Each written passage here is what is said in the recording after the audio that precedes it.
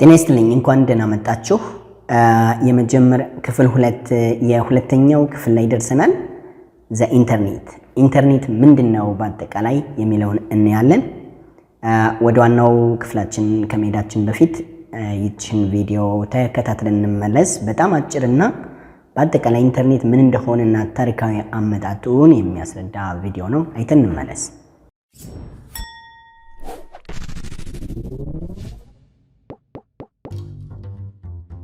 What is the internet?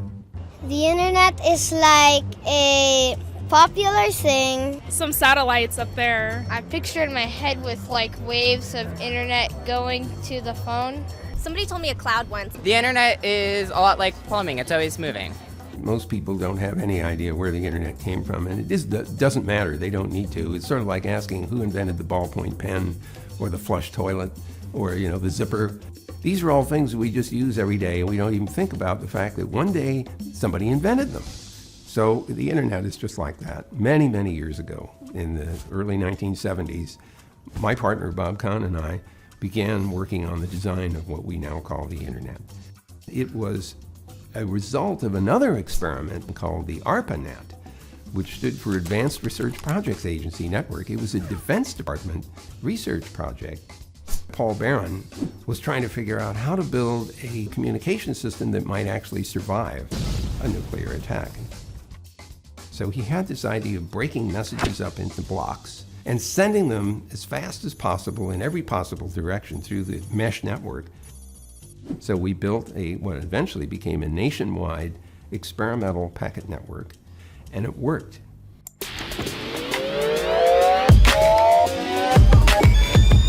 Is anybody in charge of the internet? The government controls it. Elves, obviously elves. The people who control the Wi-Fi, because then no Wi-Fi, no internet. T-Mobile, Xfinity. Bill Gates. Bill Gates. Bill Gates. Right? The honest answer is, well, nobody, and maybe another answer is everybody. The real answer is that the internet is made up of an incredibly large number of independently operated networks. What's interesting about the system is that it's fully distributed. There's no central control that's deciding how packets are routed or where pieces of network are built or even who interconnects with whom. These are all business decisions that are made independently by the operators. They are all motivated to assure that there is end-to-end connectivity of every part of the network, because the utility of the net is that any device can communicate with any other device, just like you want to be able to make phone calls to any other telephone in the world. There's nothing like this that has ever been built before. The idea that what you know might be useful to somebody else or vice versa is a very powerful motivator for sharing information. By the way, that's how science gets done. People share information. So this is an opportunity for people to think up new applications, maybe program them as apps on a mobile phone, maybe become part of the continued growth of the infrastructure of the network to bring it to people that don't have access to it yet, or just make use of it on a day-to-day basis. You can't escape from contact with the internet, so why not get to know it and use it?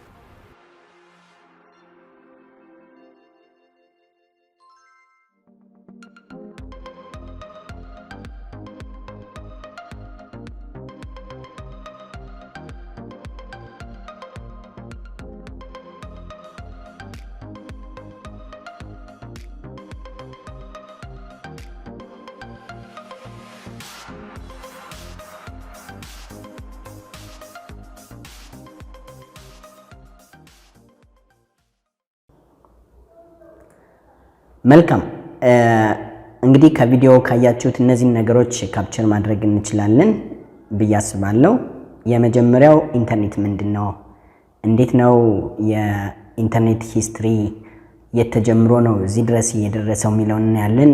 ዋና ዋና ጥቅሞቹን እናያለን። ምን ያክል ትልቅ ነው ኢንተርኔት፣ ምን ያክል እንደምናስበው ምን ያክል ትልቅ ነው ብለን እናስባለን። እና ኢንተርኔትን በዋነኝነት ማን ነው የሚያስተዳድረው፣ ባለቤት አለው ወይ የሚሉ ነገሮችን እናያለን። ኢንተርኔት ስንል ጀስት ከስሙ መረዳት እንችላለን። ኢንተርኔትወርክ ከሚለው ዴፊኒሽን የተወሰደ ነው። It is a term used to describe a worldwide network of computer networks connecting millions of computers around the world በአጠቃላይ በዓለም ላይ ያሉ ኮምፒውተሮችን ባንድ የሚያገናኝ የኮምፒውተር ኔትወርክ ስርዓት ኢንተርኔት እንለዋለን። It is one of the largest, most widely used networks that has evolved over time.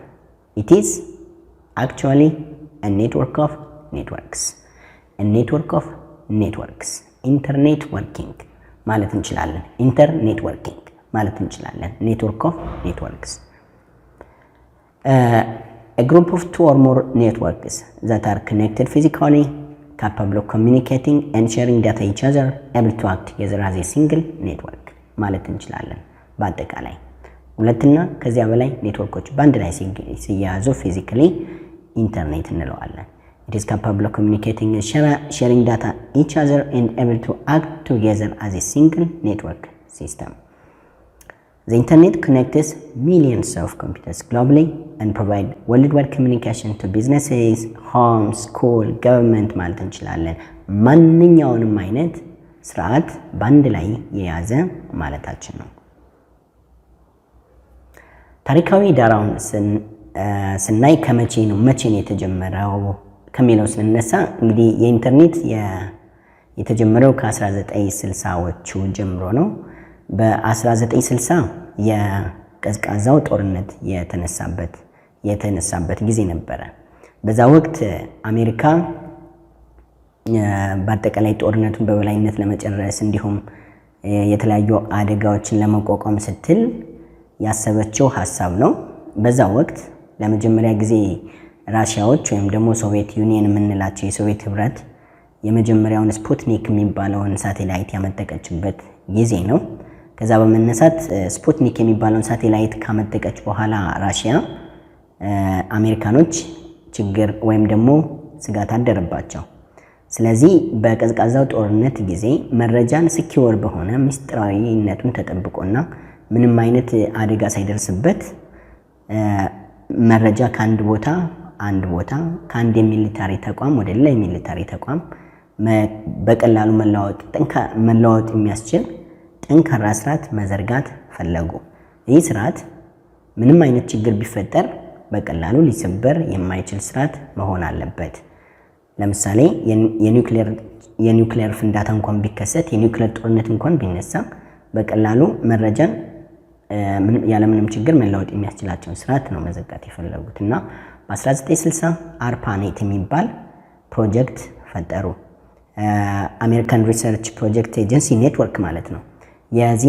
የዚህ ፕሮጀክት ዋና በበላይነት የሚያስተዳድረው የአሜሪካ የመከላከያ መስሪያ ቤት ነበር ማለት ነው።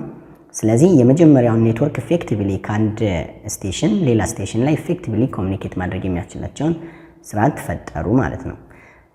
ይሄ ሆኖ እንግዲህ ከ1960 እስከ 1983 ድረስ የአርፓኔትን ፈለግ በመከተል የተለያዩ ድርጅቶች የራሳቸውን ኔትወርክ ማያያዝ መፍጠር ጀመሩ። እንግዲህ የተጀመረው ከዩኤስ ዲፓርትመንት ኦፍ ዲፌንስ ነው። ከዛ ወደ ሪሰርች ኢንስቲትዩት ወደ ምርምር ተቋማት ኮኔክት እየሆነ መጣ። የአርፓኔት ፕሮጀክት መጀመሪያ የሪሰርች ኢንስቲትዩሽኖችን ቀጥሎ የትምህርት ተቋማትን እና የተለያዩ የመንግስት ተቋማትን ኮኔክት ማድረግ ጀመረ ማለት ነው። ግን ሁሉንም ከብር ማድረግ ስላልቻለ የተለያዩ ድርጅቶች የራሳቸውን ኔትወርክ ዴቨሎፕ ማድረግ ጀመሩ ማለት ነው። ስለዚህ ከ1960 እስከ 83 ድረስ ከ1983 ኢሮፒያን አቆጣጠር ማለት ነው የተለያዩ አይነት ኔትወርኮች ነበሩ። የተለያየ ስታንዳርድ የተለያየ አርኪቴክቸር ይጠቀሙ ነበረ። በኋላ ግን በ1983 ቲሲፒ አይፒ የሚባለው የኮሚኒኬሽን ስታንዳርድ ተፈጠረና ሁሉም አይነት ኔትወርኮች ያን ስታንዳርድ ተከትለው ዩኒቨርሳሊ ኮሚኒኬት ማድረግ የሚያስችል አንድ ኔትወርክ መዘርጋት የሚያስችለውን አቅም ተፈጠረና የመጀመሪያው ኢንተርኔት ተወለደ ምንለው ከዚያ ከ1983 ጀምሮ ነው። 1983 ዘ በርዝ ኦፍ ዘ ኢንተርኔት ብለን እንጠራዋለን። ለያ የተባለበት ምክንያት ምንድነው? ከዛ በፊት የተለያዩ የተበጣጠሱ ኔትወርኮች ነበሩ። ወደ አንድ ግን መምጣት አይችሉም። ምክንያቱም ዩኒቨርሳል ኮሚኒኬሽን ስርዓት አልነበራቸውም። የተለያየ ስታንዳርድ የተለያየ ገበርን የሚያደርጋቸውን የተለያየ ስርዓት እና አርኪቴክቸር ስላላቸው ማለት ነው። በኋላ ቲሲፒ አይፒ የሚባለው ዲስከቨር ከተደረገ በኋላ ቲሲፒ አይፒ የሚባለው ትራንስፈር ትራንስሚሽን ኮንትሮል ፕሮቶኮል ማለት ነው። ወይም ደግሞ ኢንተርኔት ፕሮቶኮል IP ማለት ነው። ይሄ ፕሮቶኮል በአጠቃላይ ዩኒቨርሳል ስታንዳርድ፣ ዩኒቨርሳል ላንጉዌጅ በአጠቃላይ ብዙ ኔትወርኮች በአንድ ላይ እንዲነጋገሩ መረጃ እንዲለዋወጡ የሚያስችላቸው ዩኒቨርሳል ላንጉዌጅ ዩኒቨርሳል ስታንዳርድ ፕሮቶኮል ነው ማለት ነው። ይሄ የተወለደበት ስለሆነ 1983 ዘ በርዝ ኦፍ ኢንተርኔት እንለዋለን ማለት ነው። እንግዲህ ኮልድ ዋር፣ አርፓኔት 1960፣ ዩኤስ ዲፓርትመንት ኦፍ ዲፌንስ ዘ በርዝ ኦፍ ኢንተርኔት 1983፣ TCP IP በአንድ ላይ እነዚህ ሁሉ ዶቶች እናመጣቸው ኢንተርኔት እንዴት እንደተወለደ ያሳየናል ማለት ነው።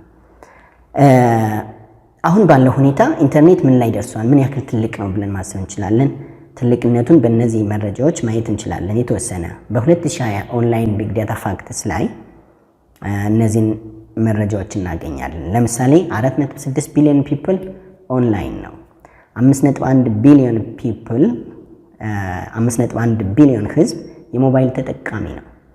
እንደገና 2 ቢሊዮን ህዝብ የኢኮመርስ የኦንላይን ኮመርስ የኦንላይን ንግድ ተጠቃሚ ነው። እንደገና 3.7 ቢሊዮን ህዝብ የሶሻል ሚዲያ ተጠቃሚ ነው ይላል።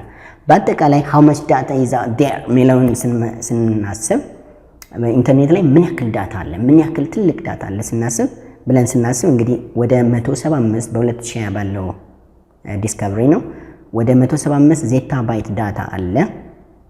2020 ላይ በተደረገው ጥናት እስከ 2025 ድረስ 175 ዜታ ባይት ዳታ ይኖረናል የሚለው ምን ያክል ትልቅ እንደሆነ ለማሰብ ይህን ዜታ ባይት ዳታ አንድ ሰው ዳውንሎድ አድርጎ ለመጨረስ 1.8 ቢሊዮን ዓመታት ይወስድበታል። ምን ያክል ትልቅ እንደሆነ አስቡት። 1.8 ቢሊዮን ዓመት ይወስድበታል አንድ ሰው ይህን ዳውንሎድ ማድረግ ቢፈልግ ማለት ነው። እንግዲህ ዳታ የሚለካው ባይት ነው፣ ቀጥሎ ሜጋባይት ኪሎባይት ነው፣ ቀጥሎ ሜጋባይት ነው፣ ቀጥሎ ጊጋባይት ነው፣ ቀጥሎ ቴራባይት ነው፣ ቀጥሎ ዜታባይት ነው። እስካሁን የምናስበው ቴራባይት ነው። እኛ እንኳን የምናስበው ዜታባይት ከተባለ በጣም ትልቅ ነው። ኦኬ how big is the internet? አሁንም በሌላ መልኩ ስናየው በአንድ ሚኒት በኢንተርኔት ላይ ምን ይደረጋል ብለን ማሰብ እንችላለን። ለምሳሌ በአንድ ሚኒት በ60 ሰከንድ ውስጥ ኢንተርኔት ላይ እነዚህን እንቅስቃሴዎች ማየት እንችላለን። ፌስቡክ ላይ 1 ሚሊዮን ሰዎች ወደ ፌስቡክ ይገባሉ። 3.8 ሚሊዮን ሰው ስቴትመንቶች ጉግል ላይ ሰርች ይደረጋሉ። 694444 ቪዲዮ ሰዓት ቪዲዮ ዋች ይደረጋል ኔትፍሊክስ ላይ። ኔትፍሊክስ የቪዲዮ ስትሪሚንግ ዌብሳይት ነው። ዩቲዩብ ላይ 4.5 ሚሊዮን ቪዲዮ ይታያል። ዋትስአፕ ላይ 41.6 ሚሊዮን ሜሴጆች ይላካሉ። ኢንስታግራም ላይ 347222 ኢሜጆች ቪው ይደረጋሉ ወይም ስክሮል ይደረጋሉ። ጂሜል ላይ ታዋቂው የኢሜይሊንግ ሰርቪስ አገልግሎት ነው። የኢሜይል ሰርቪስ አገልግሎት 1.8 ሚሊዮን ኢሜይሎች ይላካሉ ወይም ልውውጥ ይደረጋሉ። ይህን መረጃ ማየት እንችላለን። በጣም ግዙፍ የሆነ የመረጃ ስርዓት እንደሆነ ለማየት ማለት ነው። ኢንተርኔትን ምን ይሰራልናል ብለን ካሰብን እንግዲህ በጣም ብዙ አይነት አገልግሎቶችን ከኢንተርኔት እናገኛለን። ከነዚህ ውስጥ ግን በሶስት ከፍለን ልናየው እንችላለን። መረጃ ለማግኘት፣ መረጃ ለመስጠት ወይም እንዲሁም ኮሚኒኬት ማድረግ ማስቻል። ያለንን መረጃን ከኢንተርኔት ላይ ማንኛውም የምንፈልገውን መረጃ ከኢንተርኔት ላይ እናገኛለን። እኛ መረጃ ካለን ፐብሊሽ ማድረግ እንችላለን ሌሎች ሰዎች እንዲያዩት፣ እንዲሁም በቀላሉ ኢንስታንትሊ ኮሚኒኬት ማድረግ እንችላለን።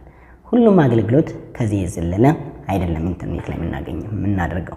ኢንተርኔት ላይ ያለ መረጃ ምንድነው ብለን ካሰብን እንግዲህ ሰዎች ፐብሊሽ እንዲያደርጉ ማስቻል ነው። ሌሎች ሰዎች አንዱ ሰው ፐብሊሽ ያደርገውን ሌላው አክሰስ እንዲያደርገው ማስቻል ነው። እንግዲህ ኢንተርኔት ይህን ያክል ትልቅ የሆነው ዝም ብሎ ከመሬት ተነስቶ ባስማት አይደለም። ሰርች የምናደርገው ዳታ ሁሉ ዝም ብሎ ባስማት የምናገኘው ዳታ ሳይሆን ሌሎች ሰዎች ፐብሊሽ ያደረጉትን እኛ ሰርች ስናደርግ እናገኘዋለን። ይህን ሜካኒዝም ኦልሬዲ ተፈጥሯል።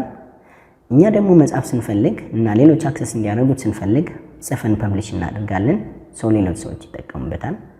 ዋን ቱ ማኒ ኮሚኒኬሽን በየትኛውም ዓለም መነጋገር ኮሚኒኬት ማድረግ እንችላለን። በኢሜይል፣ በቪዲዮ ኮንፈረንሲንግ፣ በኦዲዮ ኮንፈረንሲንግ፣ በተለያዩ መንገዶች መረጃ መለዋወጥ እና ኮሚኒኬት ማድረግ ያስችለናል ማለት ነው። ኦነርሺፕ ስናስብ ምንድን ነው የምናስበው? ኢንተርኔት የማን ነው ብላችሁ ታውቃላችሁ? እስኪ ይህን ጥያቄ መልሱት። አይ ቲንክ ከቪዲዮም ታስታውሳላችሁ። ኢንተርኔት የማን ነው የሚለውን ነገር ለእናንተ ትቼዋለሁ ኦልሬዲ። ይህን ቪዲዮ ስታዩ ቪዲዮ በታች ባለው የዲስከሽን ፎረም ሴክሽን አለ፣ የጥያቄና መልስ ሴክሽን አለ። እዚያው ላይ አስተያየታችሁን ማስቀመጥ ትችላላችሁ፣ ዲስከስ ማድረግ ትችላላችሁ። ኢንተርኔትን ማን ነው የሚጠቀመው፣ ማን ነው ኮንትሮል የሚያደርገው እና የማን ነው ባለቤትነቱ የማን ነው የሚለውን ነገር ይህን ይመስል ነበር። በአጠቃላይ ስለ ኢንተርኔት እያየ ነው። በሚቀጥለው ቪዲዮ ኢንተርኔት ኮኔክቲቪቲ ከኢንተርኔት ጋር እንዴት ነው ኮኔክትድ የምንሆነው የሚለውን እናየዋለን። አብራችሁን ስለቆያችሁ እጅግ እናመሰግናለን። መልካም ጊዜ